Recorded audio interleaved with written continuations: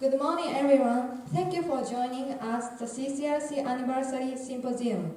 This event is hosted by Keio University Cyber Civilization Research Center CCRC. It is our particular honor to have Dr. Paul Mockapetris to our event on our campus today.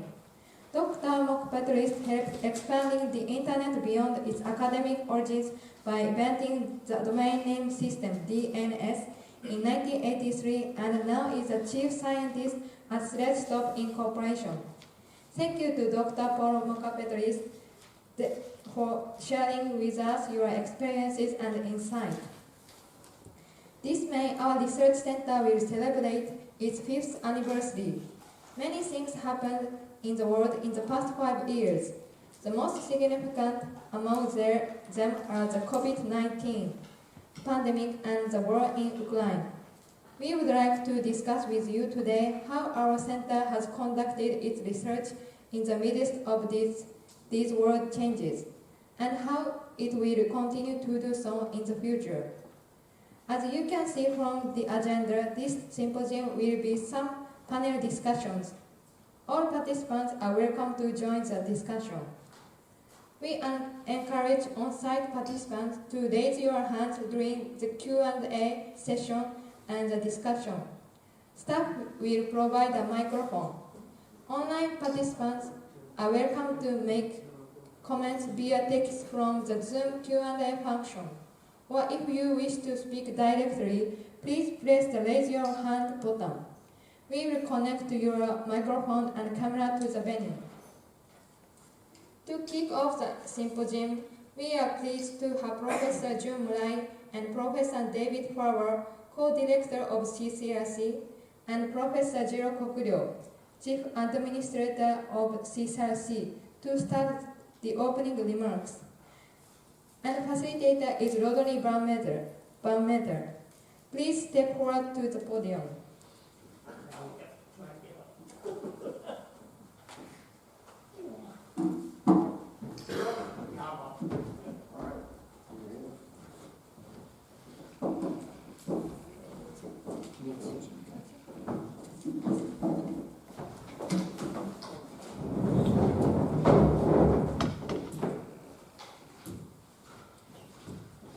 All right. Good morning.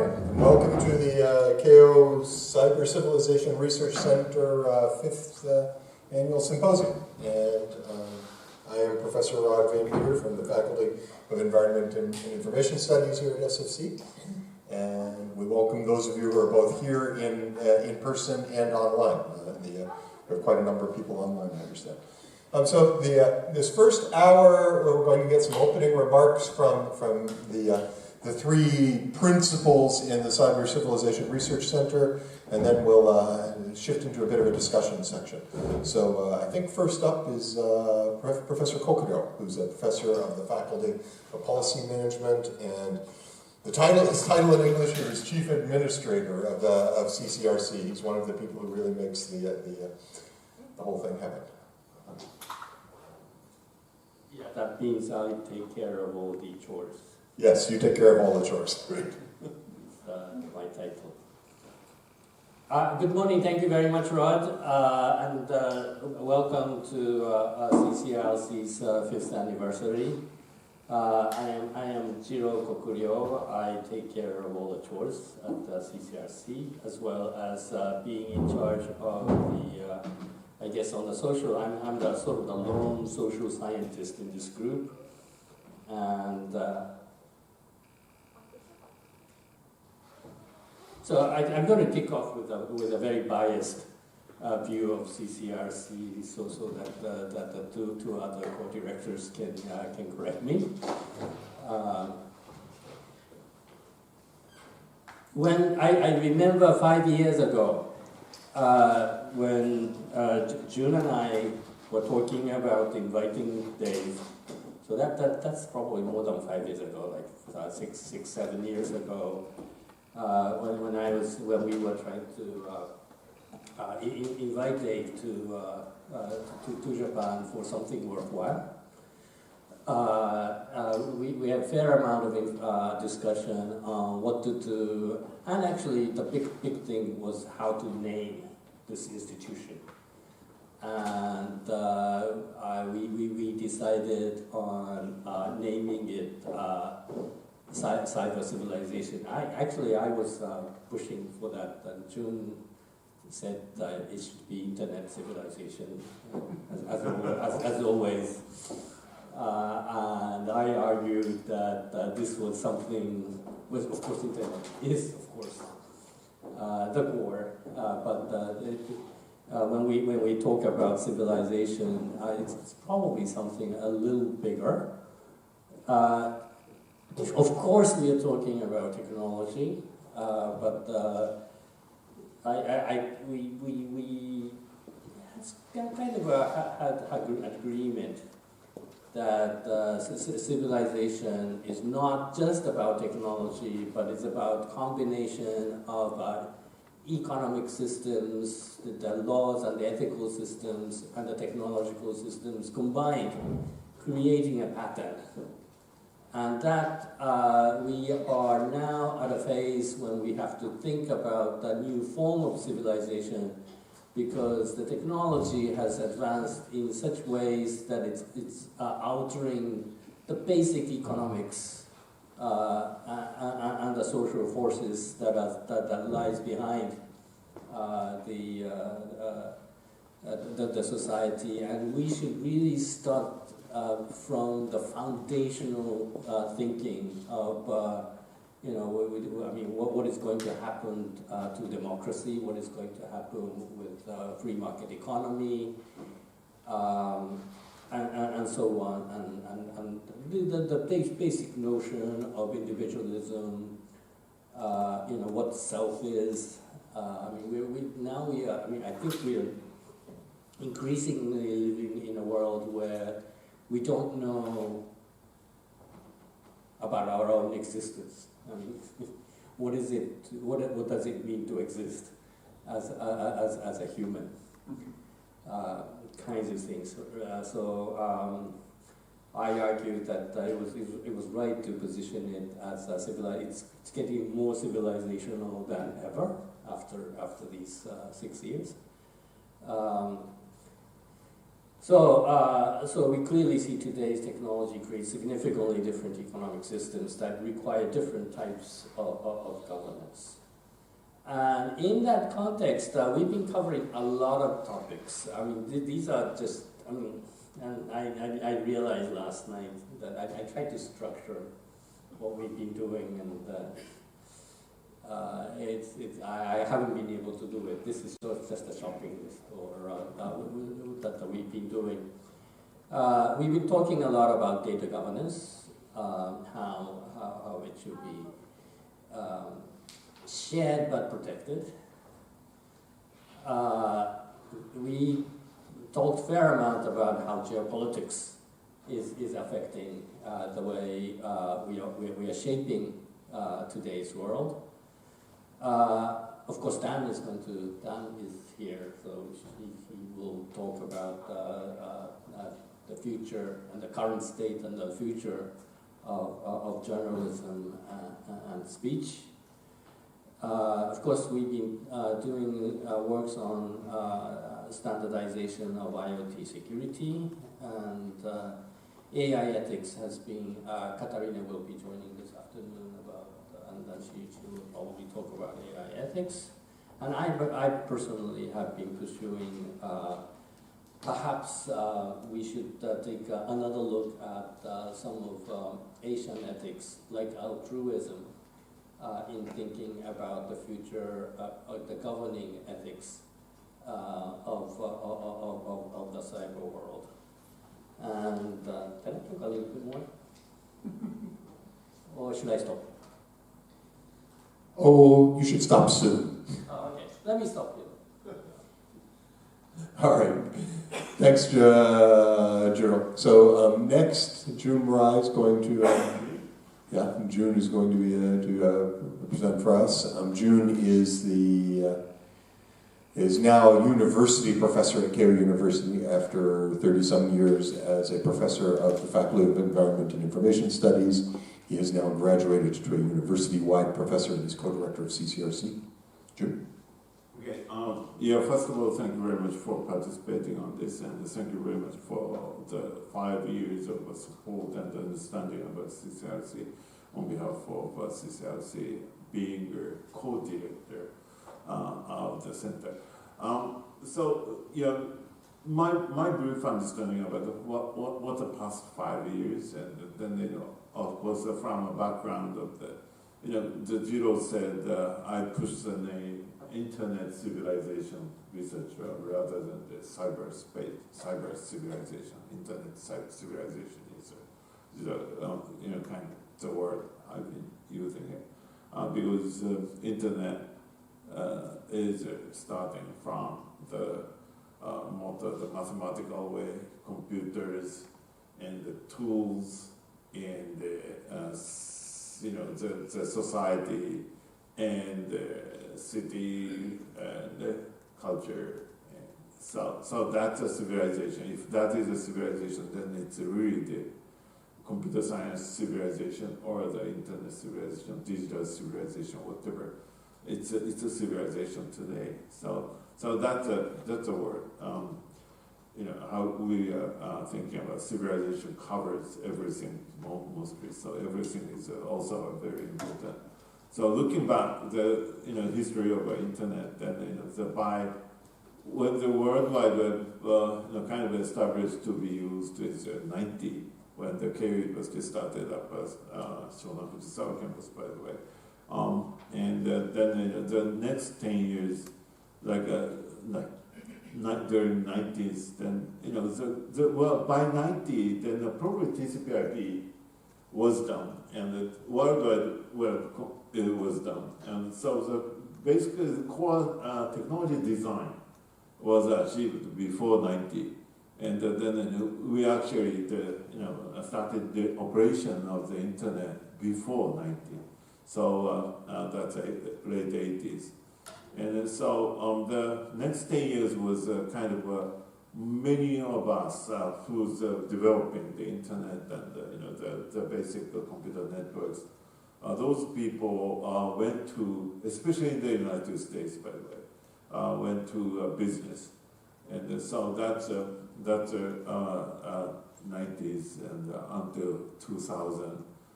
So it's a kind of understanding the people for the kind of future investment of the money, especially in California and those areas. That's happened in the late 90s, and the year 2000 and the 2001 was very much important area for talking about the 5 years of cyber civilization research, because that time we had Y2K and Y2K and 9/11 in the 2001, right? So then so we is that it's Kaori-san somebody's anyway. Okay. So 2000 Y2K, nobody remember Y2K anymore, but 9/11 we'll remember.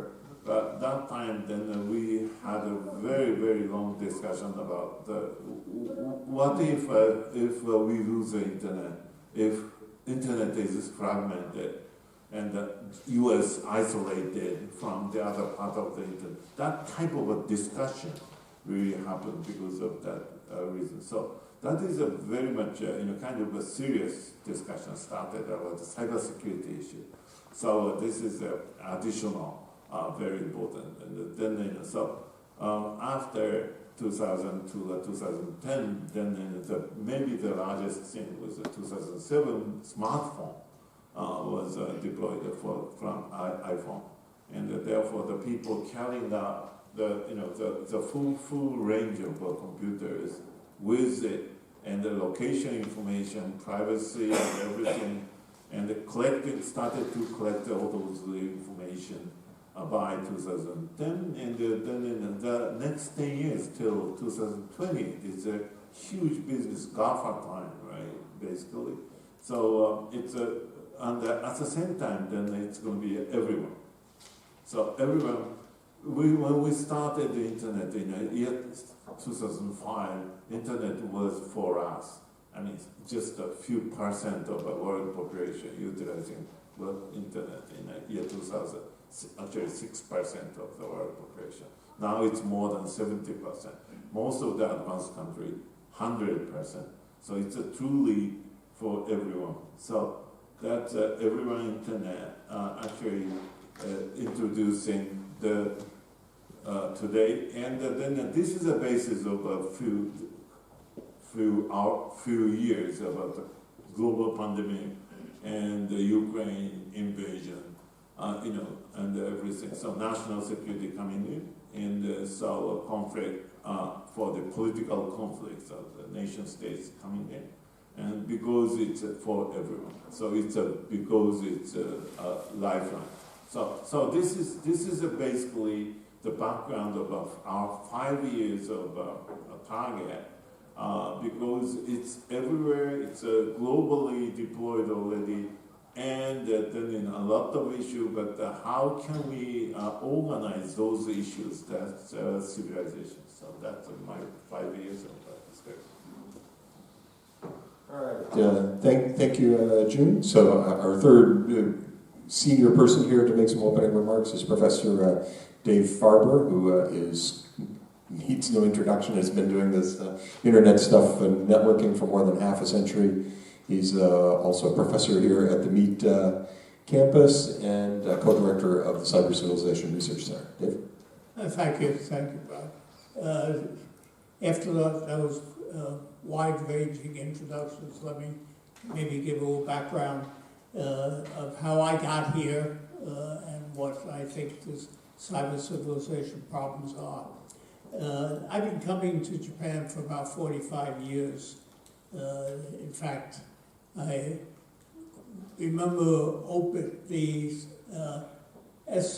SFC campus was just opening during one of my visits, and I gave the first speech to the freshman class at SFC. If all of you remember, SFC started by bringing in the freshman class, then the next year they had the freshman class, so they built up to 4 years. Over 4 years. I remember that, and Professor Iso. So I have a long contact with Keio and a long contact with Japan. I was sitting peacefully in Manhattan on West 10th Street when Jiro called me and said, "Would you like to come to Japan for a year or so?" We had spent 3 months here, my wife and I, previously, and yes, that would be fun. So I came over for a year and stayed 5 and still staying. So one catches maybe catches the spirit of Japan. The Cyber Civilization Research Center was an interesting idea. And it's each one of us that have involvement in it has a different cut depending on our research interests. Mine have tended to be in architecture, the impact of computer architecture on security, the impact of the security problems of the network on global stability, and the general areas of privacy as the internet gets into every corner of our life. Specifically, we did some over the past 5 years, did some rather interesting work on surveying the public and seeing what they thought their impact would be on cyber attacks. Just would they escalate? How would they escalate? And came up with some very interesting observations, which have been documented in some papers. The other thing which the major activity that we were involved in is the computerization of the electrical system in houses. That's going to be a very important issue worldwide as we try to conserve energy, etc. So we're putting computers to control our house, and if we do it wrong, we have some massive compromises of security and privacy. So there's been an ongoing series of reports, and some of the work we've done is form the basis for international standardization, which is interesting. It's nice sound, by the way. This place has beautiful music. So the whole set of activities all revolving around the impact of computing and networking, in particular networking, on the future of civilization. The timing of the 5th anniversary is particularly appropriate given the riot caused by advances in deep learning. I hate to call it AI because it's not AI. The chat stuff and its implications, and the attempt of governments to somehow regulate technology. Every time we take a major step in technology, somebody decides, well, the best thing to do is to forbid future research, to pass laws saying that it's bad. And at least to date, every time we've done that, we've lived to regret it. It's not clear what's going to happen this time, but it certainly has a major impact on the future of civilization, very much so in particular. So with that, I'll stop and open it up. Ron? Okay, so I'm going to moderate for about the next half hour, but also if there are questions in the room, feel free to raise your hand and we'll bring a microphone around you to allow you to ask questions. So, first question, obviously the two, you mentioned, the three of you have collectively mentioned probably the three most important things that have happened in the last 5 years. One is the global pandemic. The second is the Russian invasion of Ukraine. And the third is this recent advent and discussion over what deep learning, what you don't want to call AI, right? But AI is the word that a lot of people out there are using. Each of those has put rather substantial stresses on our society in the last half a decade. Well, the whole new Chat GPT and whatnot. That's sort of something that's sort of forward-looking and clearly is going to have a big impact.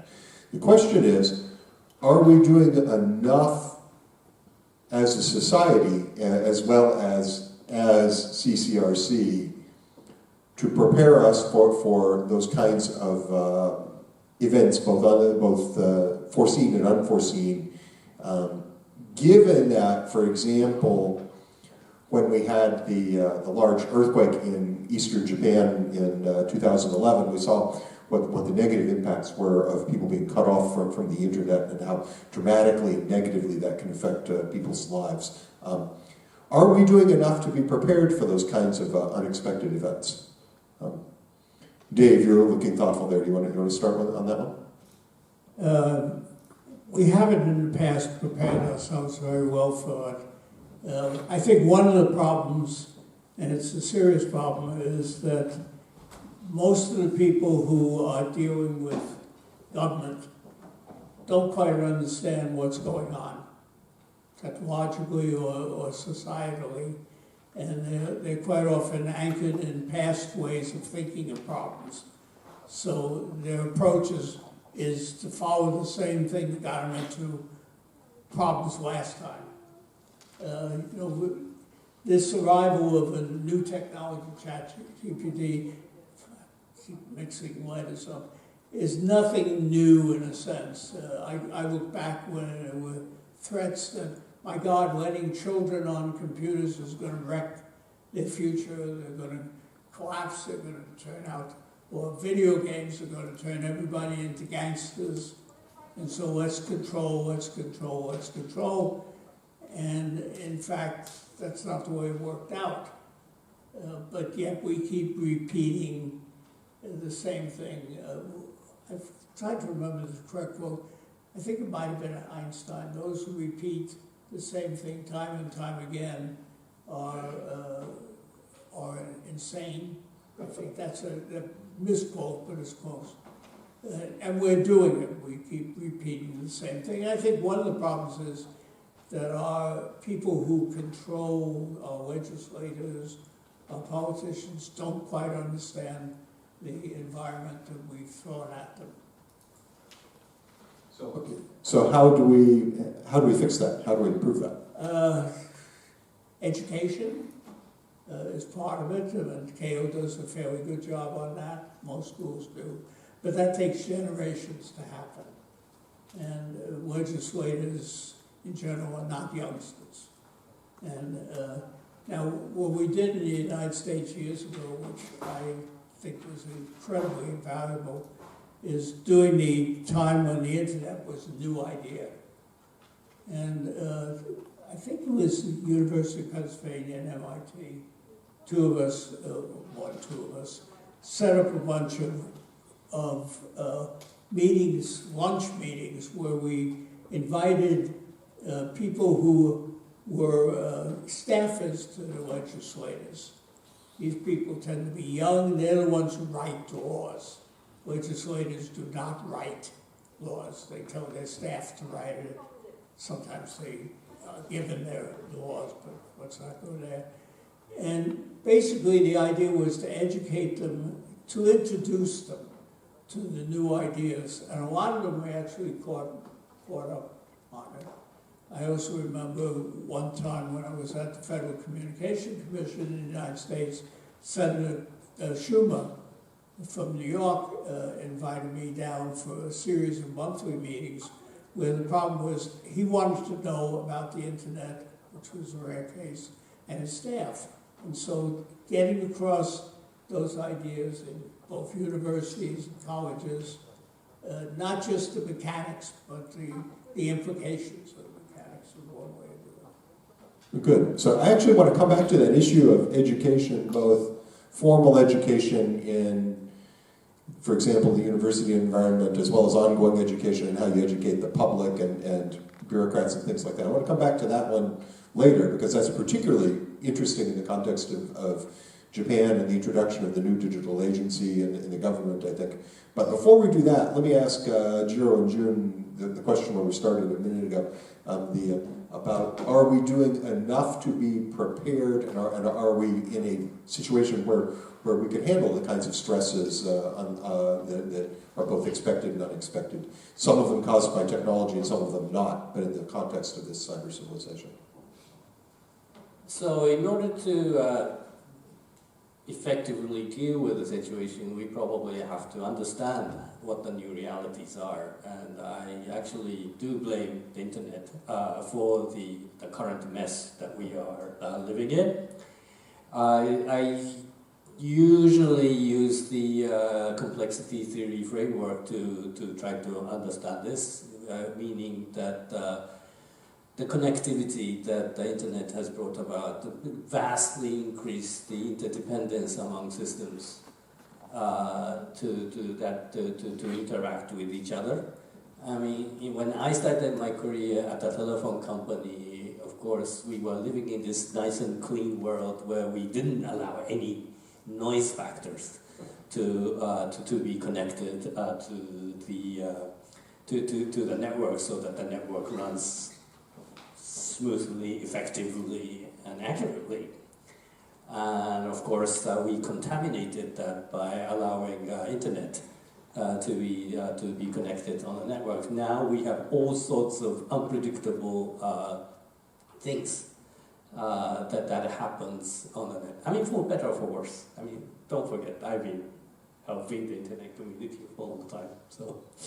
But for all the goods, it has vastly increased the outside influence of the noise to the system, which really requires us the competence to be resilient, be able to deal with things unexpected. So it used to be that we plan, we scientifically design systems so that the phenomena that were expected to happen would happen precisely as planned.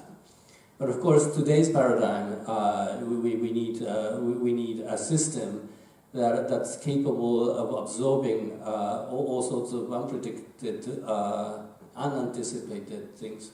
And of course, with earthquake, we know, living in Japan, we do all sorts of prediction about what kind of disaster may happen. And yet, 311 disaster really overwhelmed whatever anticipation we did, and really tested the community's capability to deal with it. I've done a lot of research in the field about the communities that have dealt with the situation better than others, and we learn how some communities that are capable of really doing ad hoc kind of development according to the changing needs of the time have been able to survive through, whereas some of the places where robust systems didn't work at all. I mean, so we are building that kind of learning, and I guess that's the kind of learning that we need to build up in today's society. I mean, the Pandora's box, I'm afraid, was opened by these guys.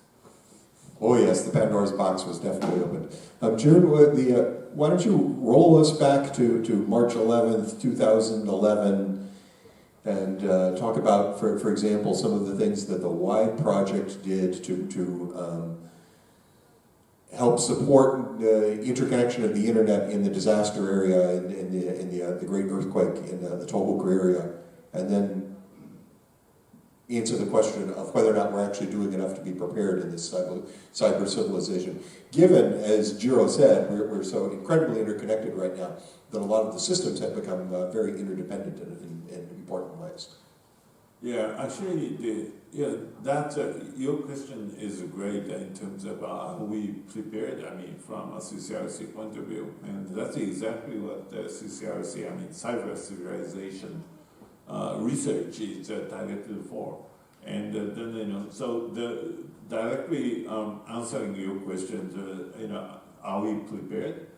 And I said yes, technically, right? And maybe and theoretically as well. That's the reason why we started up a cyber civilization research lab, right? Because we knew it's needed.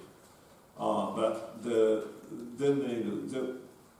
prepared, no, I'm sorry, not prepared, socially deployed, or politically convincing, or culturally accepted as a kind of business or whatever. So that takes time, and it's always. So that takes time. Therefore, the research center existed, right?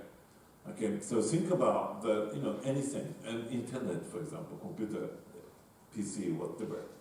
Then the technology is there. So I said in 1990, the TCP/IP was there, right? DNS was there, and then World Wide Web was there, right? So it's called kind of public core of the internet technology was there. But the only few percent of the world population were using, right?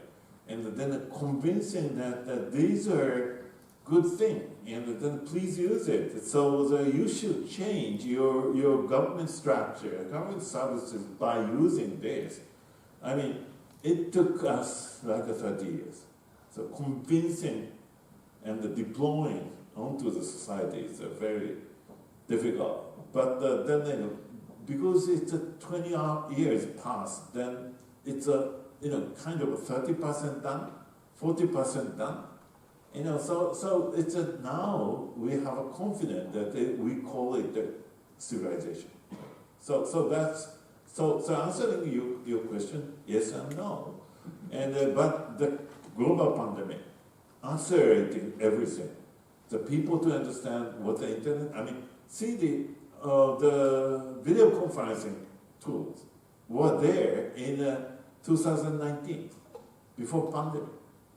But then, well, maybe people didn't believe that all the family members start utilizing the video conferencing, and then all the meetings going to be some parts replaced by a video conferencing tool over the internet. They didn't expect in 2019, but now today everybody is, right? So this is meaning that the cyber civilization concept is going to be kind of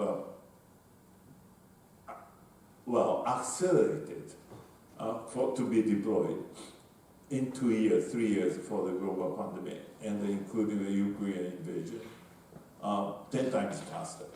So the question is, are we prepared? Yes, in a sense, because we knew that this is very important, but are we prepared enough? And no, we need to work a lot more. So that's my answer. Okay, good.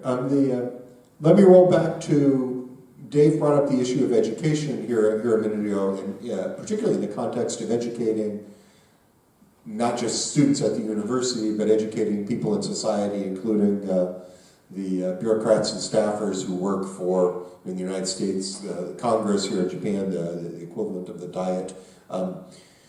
Jiro, how are we doing on that respect here in Japan in terms of educating the government and educating the people for what we as technologists need to build the systems that they will then depend on, for example? Well, again, to be consistent with what I've been saying, I think we have a lot more to do on convincing people that the paradigm has changed. I think that Japan is still stuck with the glory of the 1980s, where the industrial model have been successful. And that was a paradigm where everything is to control, so sort of more of a control-oriented system with large corporation managing large production systems efficiently and harmoniously, whereas today's world is a complex world in which modularized organization has to flexibly deal with the changing situation. I mean, everything from labor practices to organizational practices, government budgeting process, all these things should change to that, targeted towards the new realities. But I think finally, we were starting to move. But in the last 30 years, this memory of past success has been a huge burden on changing everything. And we still see a lot of that in middle school and high school education left, of really a curriculum that's designed to provide large number of workforce to the factory floor, kind of thing, is still there. So there's a lot to be done. Wow. Okay. So you brought up the sort of the industrial model and the success of Japan in the 1980s. I want to come back to that one too. That's a really interesting topic, and in fact, NHK had a program on essentially that topic last night that we can discuss a little bit later. But June, let me ask you the same question about the education of bureaucrats, including, and in this case, if you want, you can add some comments on the foundation of the Japanese government's digital agency and how that's going in terms of bringing this kind of digital technology and cyber civilization into government and governance. Well, actually, when I started to write a proposal for creating the new, the government agencies, which is kind of overseeing it's a very difficult to use a term like control tower. It's hesitated by those existing government agencies. And I sometimes made a mistake that, okay, let's create a new digital agencies, which is 50 centimeters above the other existing agencies. And of course, everybody hated that statement. But anyway, so the important thing is the Jiro suggested me for, like 30 years in the past that the procurement, sophisticated procurement control about computer science equipment purchase and by the government is going to be a very key. And then, so at least, theoretically achieved for the digital agency was, the government procurement things about the digital thing is now reviewed and permitted by digital agency, which is basically according to Jiro's lesson, that concept. I think that's done as a regulation, but then after 2 years of operation, it's very difficult to change the mind of a bureaucracy, so as for the education in more to the public way. It's so difficult to change, say, teachers' mind everywhere, right? So probably business-wise, because they're working for the economy. So I think they should be more flexible. So I trust them more in terms of a change than the bureaucracy or the educational field. Oh, by the way, for example, the university system everywhere, not only particular university like where we are, is very, very slow in terms of a change, right? So see, the educational area is very, then the hope is a business area, but to see the business area, especially on a kind of a large scale business, and that is falling into the previous Jiro's discussion, and then so that's the issue.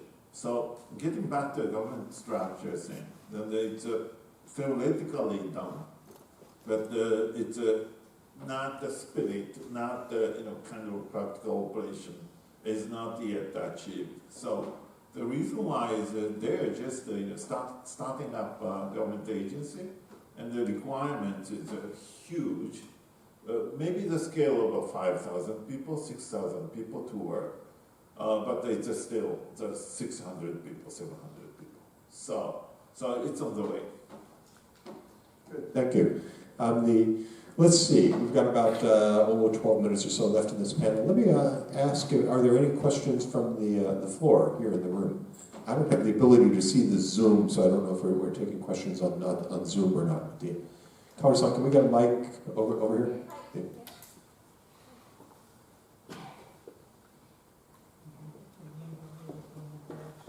Yeah. Good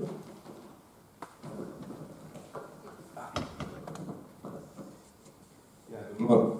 My name is Dirk Kutscher. Interesting discussion. Thank you very much. I think there are two perspectives on, say, cyber civilization and the threats that we have to deal with. So one perspective, something that you also alluded to, is nature catastrophes or wars that break out, and how should we prepare our infrastructure and societal response. Another perspective that we are kind of concerned with in the IRTF at the moment is maybe the threats that are coming from the internet itself, so due to its massive success and also commercialization history. So I'm talking about increasing consolidation, centralization, and the societal effect of, say, data concentration, manipulation, at the same time things like the Snowden revelations, so governments kind of collaborating with big tech for increasing surveillance. What's the panel's perspective on that? So this seems to me, say, quite a significant threat on our cyber society for Yeah, so that, Jiro, you're not, I think maybe my mic and that mic are on the same frequency. Jiro, well, thank you very much for the very relevant question. I mean, and naturally that has been one big area of the topic for discussion in Cyber Civilization Research Center. And what you are pointing out is, I think, is real. A lot of fake news manipulation, all that sort of things. The concentration of power particularly around data to certain groups. That's another issue. And I'm sorry to say we don't have a sort of a conclusive answer to that, except to really deepen our discussions on the analysis of the reality, plus what the possible prescriptions are there might be. We've been talking about, of course, in the course of last 2-3 years, we've been trying sort of a more privacy-oriented approach, plus some more competition, antitrust kind of frameworks. I happen to view some more fiduciary responsibility kind of approach may be effective. So we've been discussing several different ways, and we try to be in sync with a global dialogue on this topic. Having a lot of engineers in our group, some engineers we have to also be aware that to not be prematurely over regulation oriented. We really would like the benefits, to look at the benefits of technology as well. So I do welcome a lot of inputs from the community around these issues. Let me, thank you for I think my understanding is that question. The first one is about the kind of disaster management and other things, and so that is all about the how the internet communication is going to be a lifeline of everything. So in the many past experiences of facing with natural disaster, maybe including the Ukraine situation and everything, we heard that please cut the data alley domain from the internet, and so that was a request that came from Ukraine, right? And then so cutting out, for example, this is basically the science fiction things, that cutting out the internet, maybe not, but hope it is. But anyway, so the single country, and then what it means, that's a kind of discussion among the DNS operators, and then the result, conclusion was it's oxygen. So you wanna stop oxygen? No, we don't, and therefore all the dependency on digital communication is kind of everywhere toward the lifeline type of infrastructure. That's basically from a cyber civilization point of view. Then that's what we understand. And the question is, are we ready for the kind of keeping that kind of oxygen-based type of lifeline things? And what is it? The second question is very much related to that one. From my answer, that when everybody said kind of cyberspace, internet And what is the definition of the internet? You know, which internet are you talking about?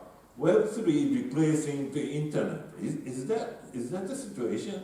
And could Web3 operate without the internet? I mean, so which internet are we talking about, right? So this is I have opinions on Web3. Don't get me started on that. That's it. Well, so the very simple one, the architectural, technological architectural understanding about this civilization to be understood by everybody. That's basically what we. All right, Dave. Let's see. We're already down to just about 6 minutes here. So why don't you wind us up and give us a sort of a few closing remarks here on that question as more generally. Let me also address a comment that I want Yes, to please. separately. If you look at history, civilization has often been influenced spectacularly by the ability to communicate. Writing, books, printing, telegraph, telephone, etc. And the internet is sort of currently the frontier of improving our communications. One thing we learned, we sort of got stuck in an interesting conflict. One is a belief that if people could talk to each other, they'd begin to understand each other. That doesn't always work. Sometimes the more you talk to people, the less you appreciate them.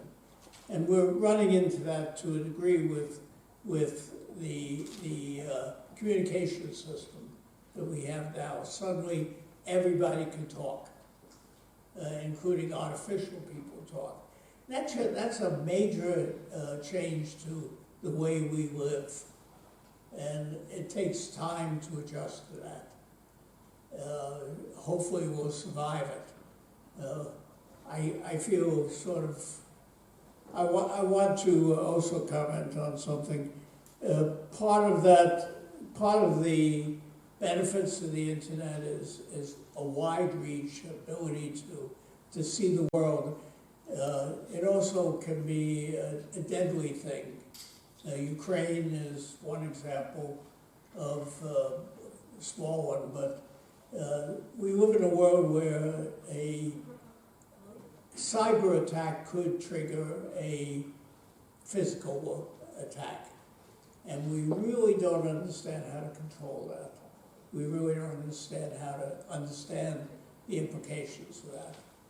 But again, this is part of an evolution. Let me just maybe wrap up with one historical comment. When I first came to Japan, well, not first, but I was on Docomo's advisory board, which was an interesting thing. And I remember back then people saying that Japanese will never use this text to communicate with each other, that it's just so against the society that they will never do it. It shows our predictions are not very good. And it's very difficult to understand what people will do and what people will accept. I think that's a good place to wrap this session up, actually. Thank you all for your attention here so far. Give us just about 2 minutes to get prepared for the keynote speech. And actually, the next session after Paul's keynote speech will actually be the same four of us back up here on stage. So if you have further questions or further comments, we can discuss those things then. So thank you all. Give us a couple minutes to get set up here. And this is, I don't think we actually put up a slide with the